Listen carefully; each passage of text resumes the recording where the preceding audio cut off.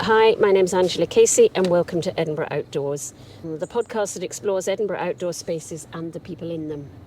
I'm sitting in the James Hutton Memorial Garden, which is somewhere I've never been before, which is behind Dombey Dykes near Holyrood Park.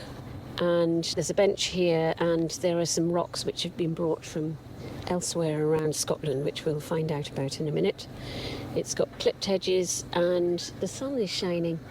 I'm sat here with geologist Angus Miller, who is the owner of Geowalks, which is a geological tour company, and he's going to talk to us today about why we're in this garden, about rocks and Edinburgh's geology, which is fascinating. So welcome to Edinburgh Outdoors, Angus. Yeah, pleasure to be here. So why is this garden here? Because we're in the middle of basically a housing estate and some Edinburgh University buildings. So why is it here? Around about 1770, James Hutton built a new house here, St John's Hill, and he lived here with at least two of his sisters for the rest of his life until he died in 1797.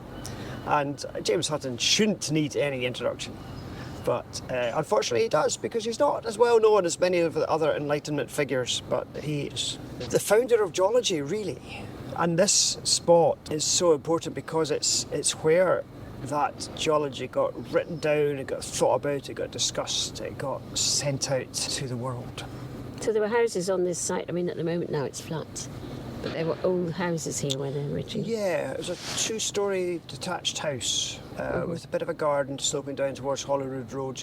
I mean, 1770s, an interesting time, obviously, in Edinburgh after Culloden and the expansion of Edinburgh and the Enlightenment and lots of discussion. So tell me first, before we talk about James Hutton, because I think there'll be some listeners who don't know who he was, sadly. Tell me about your business and what it is you do. So my background's in volcanoes and earthquakes, and I was working in the Caribbean. In the mid-1990s, I was working on a volcano that was erupting, and it was that sort of thing. For that stage, I was in my late 20s. It was an amazing opportunity. We were there because the volcano was erupting and it was surrounded by people.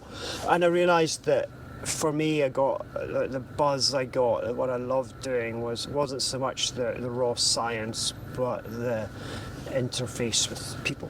And I wanted to, I've been abroad for a while, I wanted to come back to Scotland, and I decided to come back to Edinburgh and start telling people about Scottish geology. So I just decided to see what happened, really, and it's been brilliant. It's led to so many interesting opportunities, and I've now got this really varied work life and also time to volunteer, and it's a really nice time to be interested in Scottish geology because there's a lot happening, there's a lot of new information being discovered, but there's also just an upsurge of interest from people about this landscape that we all live in and the connections that landscape have with people. So I found my little niche. So Geowalks keeps me busy doing tours. I sometimes take overseas groups around the Highlands for a week or two, but a lot of the time I'm just working with people that are from this area and are interested in geology. I've met an awful lot of people that they should have been a geologist because they're fascinated by it, and when they retire they take it up.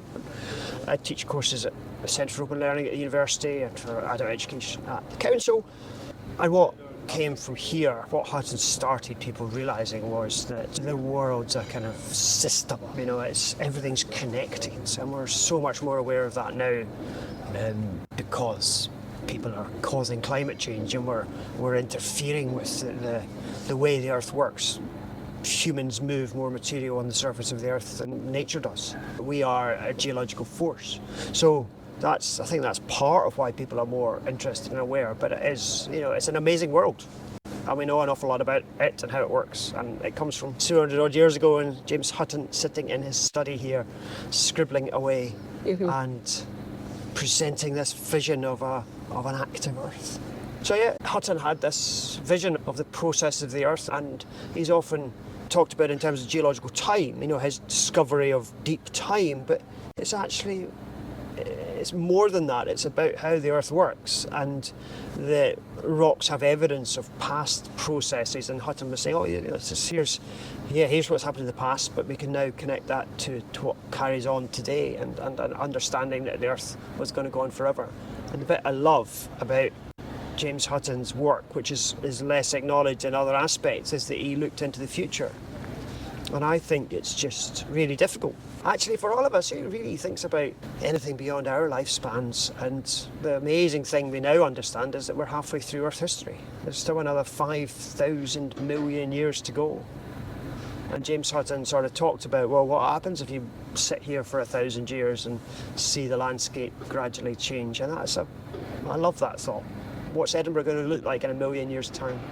So James Hutton, was he a trained scientist, or was he an amateur who was doing lots of research, or what was his background? It wasn't in the late 1700s. It wasn't really possible to be a trained geologist. So he did just pick it up from his own observation. But he spent a lot of time in the Scottish borders farming, and he was influential in developing agricultural techniques. And actually, one of the ways that people do hear his name in Scotland today is through the James Hutton Institute, which has taken his name in recognition of that massive input to agriculture. So when you hear about him, you hear about specific sites around Scotland, like Sicker Point, Salisbury Crags. Did he have a light bulb moment, or did he come to his theories slowly, or did he wake up one day, look at something and think, I've worked it out? We know so little about how his thoughts developed because all we've got is his published work. Letters that he wrote to other people whose archives have been kept. Hutton's archive wasn't kept, and so we don't have his personal papers, but he had that inquiring mind, that mind that sort of really kind of doesn't accept anything at face value, but is always thinking. He was exploring, he was experimenting. It wasn't just theoretical in his head, he was going out and doing things practically. He carried his thermometer up Arthur's Seat on a regular basis, and he's the first person to estimate the reduction of temperature with altitude. They've put some rocks here which have come from elsewhere in Scotland. Why these rocks in particular?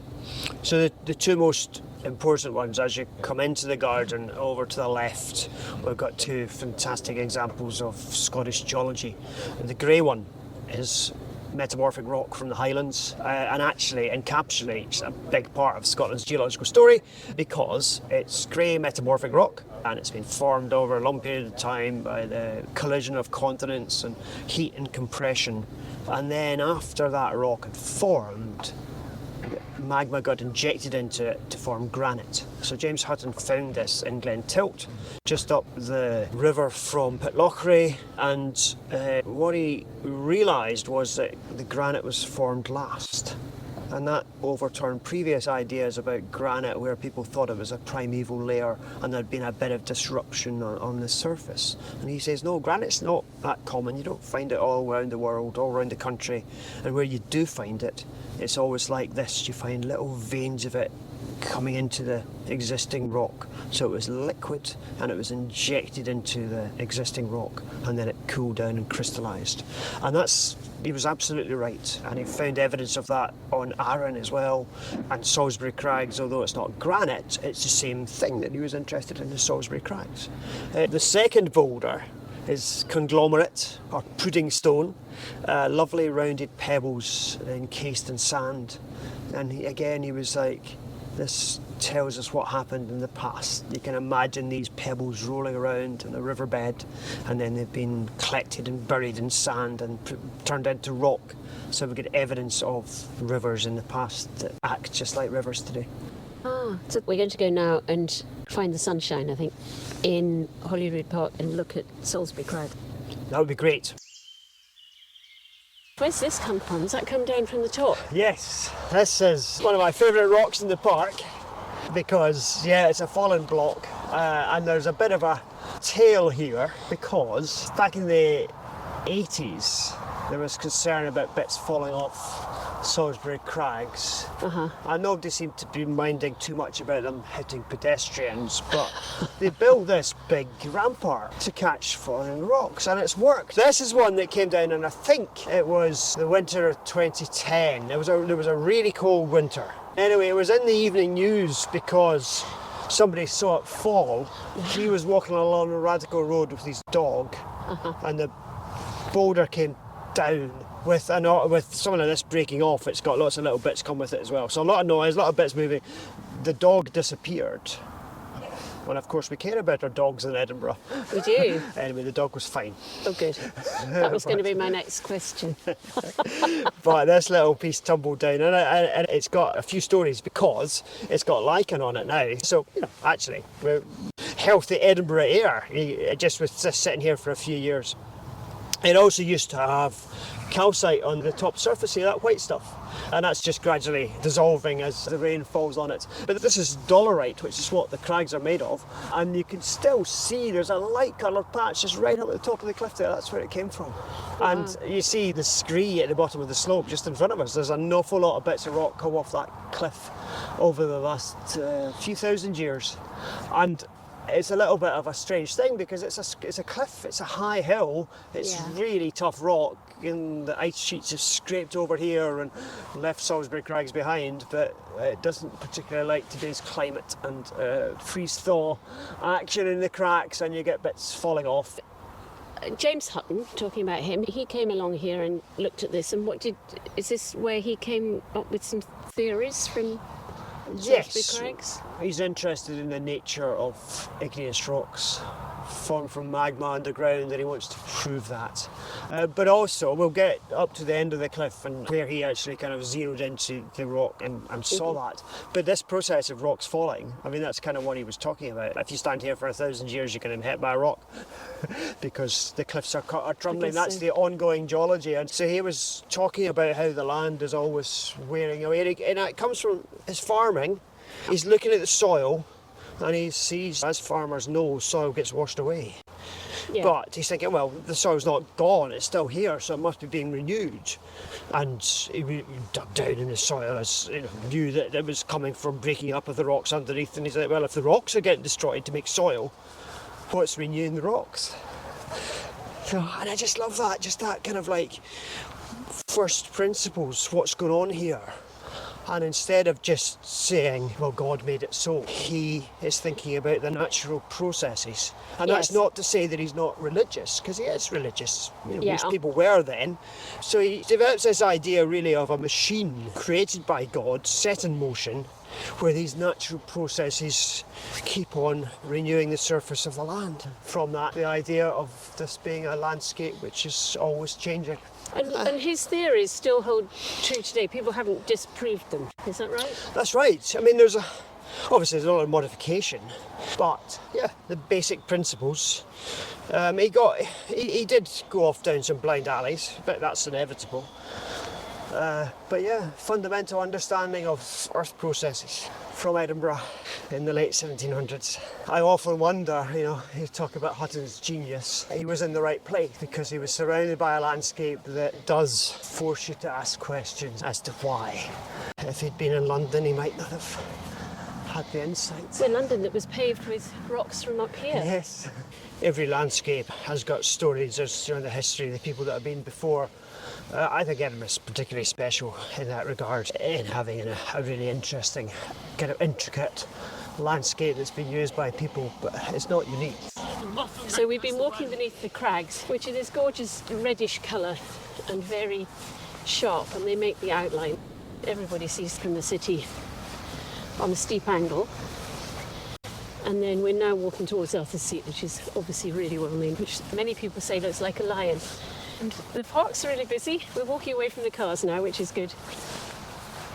And we're walking past the Radical Road, which is the road that goes under the crags. And we can see probably 40 or 50 people just out and about enjoying the park.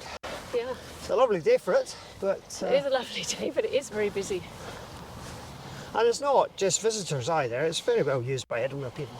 Just from here, that first bit of the cliff you see, and as you go along the base, and there's some layered rock at the base, which is a sandstone, and he was particularly interested in one. There's just a light coloured block which is kind of twisted up a little bit, just very close to just above the grass. That's the point. Why was he particularly interested in that one rock? He walked here all the time, and he says he'd seen 10 different places along the base of the crags where you could see the underlying rock.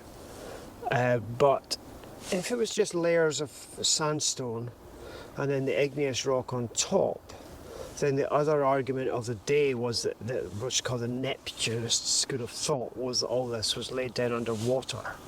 So Professor Robert Jameson, who was at the university, he was a proponent of this system. And he says, yes, these rocks were formed in the past, but it was unusual conditions like Noah's flood, when the land was covered in water and you got an accumulation of material underwater. And so that was a kind of fundamental difference with Hutton's ideas, was that the Neptunists thought this had happened quite quickly and it was unusual conditions, whereas Hutton is saying, well, this sort of thing goes on all the time and continues to go on all the time, and the Earth is always changing. So that was the Neptunists were very much like, well, yeah, okay, you get sandstone, but then the igneous rock, things change, you just got something different happening in the seabed, and then something different happened after that, whereas Hutton was saying, no, the sand was laid down under the sea, and then it get consolidated into solid rock, and then much later, when it's all underground, the magma comes in, and then the magma forms igneous rock. So the rocks are formed two completely different processes at different times. So for him to be able to show that the existing sedimentary rock was solid and had been deformed by the magma coming in was really crucial, and that's why that little bit. The information board here has a copy of one of the lost drawings, and this is a beautiful story that Hutton's theory of the Earth was supposed to be illustrating, and his friend James Clark of Eldon, these amazing, I think 27 drawings to accompany publication. Hutton had already published volume 1 and volume 2, and he had 2 more volumes planned, and the illustrations were to go along with the volumes, and he died. And the drawings were lost, and they turned up in the 1970s in the attic of, I think it was Pennycook House. So that's Sir Robert Clark now is the baronet of that line of descent. Still owns the Pennycook estate, and so somebody found them and they produced them, and they've got reproductions of them. They've now been donated to the Hunterian Museum in Glasgow, and they're stored there. But there's these beautiful drawings that show, and there's a long one that shows not just this little bit of Salisbury, the whole of Salisbury Crags. So, and it's such a loss, but also such a discovery to get them back. So one of these is reproduced on the board that's here beside the quarry, and shows what the particular bit that Hutton was interested in. So one of the things I was going to ask you, some of the listeners are from the States, so some of our listeners don't know Edinburgh that well, but they're interested in the city. So we described the crags earlier, that they're below Arthur's Seat, and they're this sharp-fronted crag. Cliff That runs along, and it's all at an angle. So in layman's terms, because obviously you're an expert, but for somebody who doesn't understand, how were they formed?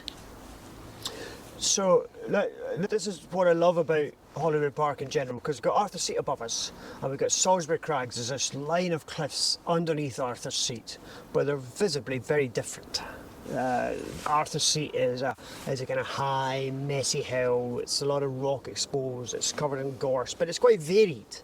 And then you've got this really solid, regular line of cliffs, and that's because of the geology and of the way in which these igneous rocks form in different ways. You get volcanoes, so we've got Arthur's Seat as a little volcano, lava spurtling out, spreading out over the landscape. We've got lots of explosions, so you get bits of rock flying through the air. So that's all Arthur's Seat, and it's great. We love it as a volcano because it's kind of cut in half, and you can get inside it and you can see different parts of it. But Salisbury Crags is geologically completely separate. And there's 7 million year time gap. Arthur's Seat erupts and goes extinct, and the rocks in this area continue to accumulate. So Arthur's Seat's actually buried underground under sedimentary rocks, and then we get magma injected up here, and it gets to this level, and it's just not quite get enough buoyancy to break away and form a new volcano at the surface, so it gets trapped as a flat blob of magma underground. And it cools down and it crystallises to form the rock that in Britain is called dolerite. Elsewhere in the world it's sometimes called diabase. It's actually really common in this part of Scotland. It's not that common elsewhere around the world, but just a fairly small accumulation, a small blob of magma. But it cools down. It takes maybe 1,000 years or 2,000 years to crystallise, and it's a nice solid crystalline rock, but very different in the way it then gets eroded and exposed compared to Arthur's Seat. And the lovely red colour is Yeah. just on the surface because the iron content of the rock is oxidising. So you get a nice kind of glow as the sun sets. It does have an amazing colour sometimes, doesn't it? And it was quarried. We're standing by a quarry now. It was quarried to make pavements, I think, in London. Is that right? That's right, roadstone. So the sets of a lot of Edinburgh's old streets, you sometimes get a bit of light coloured granite coming in from Aberdeenshire, but most of Edinburgh's stone is from places like this. Yeah, It's a beautiful place. It's such a addition to Edinburgh, a green space. And I think that geological underpinnings of there being two separate hills actually formed in different ways geologically. The two together are a bigger whole. You get this massive amount of space. So did you consciously choose an outdoors job? It's very difficult to say, really. I loved being outdoors when I was a kid, and that was, there's two things really. It was family. We used to go up north for holidays. We never went abroad, and we spent, as you do when you're in the Highlands, particularly in the 1970s, there wasn't all the stuff that is available now. So we were outdoors, and also the Scouts, and the Scouts were great. We did so many camps and hikes, and two Scout leaders that were really keen on hill walking, still are, and they used to take small groups up mountains, and I loved it. But I was also a science geek. I loved physics and maths, and I can remember actually the day I was sitting applying for university, and I was like, what am I going to study? And I discovered that there was a subject called geophysics, or geology with physics, that you could do both. It's embarrassing to admit, but I had an impression, which is still really, really common, that geology wasn't a science, that geology was empirical rock collecting and fossils, and so I had the rare opportunity. I'd studied geology at school, which is not available normally, but there was a small number of schools that did higher geology, so I got that opportunity. And so I came to Edinburgh University, signed up for geophysics, and by the final year I was like, actually, I prefer geology, and so I ended up doing a straight geology degree. And when I was looking for a PhD, again, I wanted to do that, and I was interested in volcanoes and earthquakes, and I ended up in Iceland doing a project, and I absolutely loved it. But I think that outdoor aspect, and actually, there's not many geologists who work outdoors.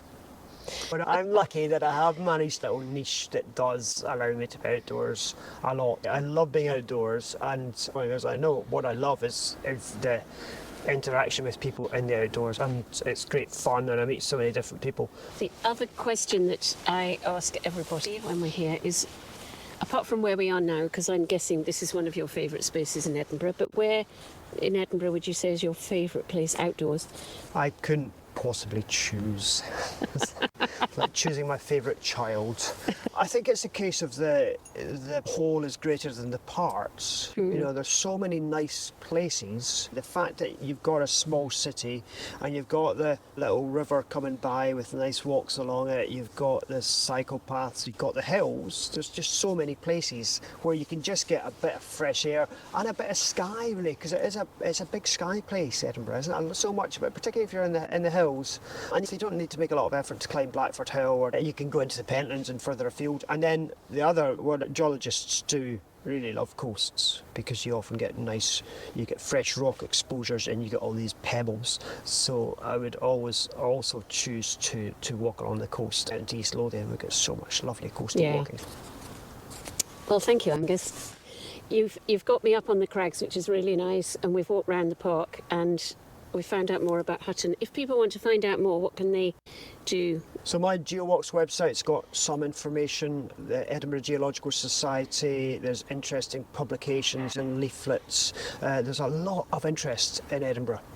Yeah, and also they could come on one of your walks, couldn't they? I do walks all year round. And I can vouch, because I've been on one of your walks and then we've been out today, I can vouch that it's really, really fascinating and interesting. So thank you very much. Absolute pleasure.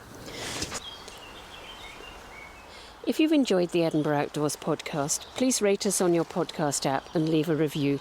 And don't forget to tell your friends and colleagues about it too. If you know of an outdoor space in or around Edinburgh that might like to be featured, you can get in touch by email, Instagram or TikTok.